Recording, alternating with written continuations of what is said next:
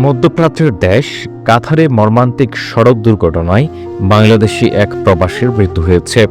২১ জুলাই সোমবার বাংলাদেশ সময় রাত ১০টার দিকে স্থানীয় সাহানিয়া সড়কে এই দুর্ঘটনা ঘটে। নিহতের নাম মোহাম্মদ রায়হান। সে চট্টগ্রামের রাঙ্গুনিয়া উপজেলার বেতাগী ইউনিয়নের ৩ নং ওয়ার্ড উত্তরপাড়া এলাকার নূর মোহাম্মদ নুরুর ছেলে।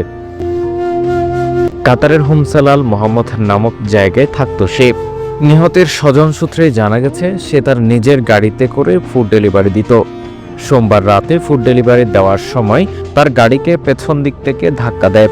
এতে সে গাড়ি থেকে ছিটকে পড়ে যান। পরে স্থানীয় একটি হাসপাতালে নেওয়া হলে চিকিৎসক তাকে মৃত ঘোষণা করে। তার মৃতদেহ বর্তমানে কাতারের হামেদ হসপিটাল মর্গে রয়েছে। রায়হানদের পরিবারের 2 ভাইয়ে দুজনই থাকত কাতারে।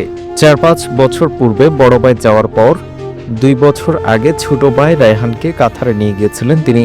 সেখানে সে গাড়ির লাইসেন্সও নেয় এবং একটি গাড়িও ক্রয় করে। তার এমন মৃত্যুতে এলাকা জুড়ে শোকের ছায়া নেমে এসেছে। এছাড়াও ওমান সহ বিভিন্ন দেশে অবস্থানরত প্রবাসী বাংলাদেশিরা তার এমন মৃত্যুতে শোক প্রকাশ করেছেন।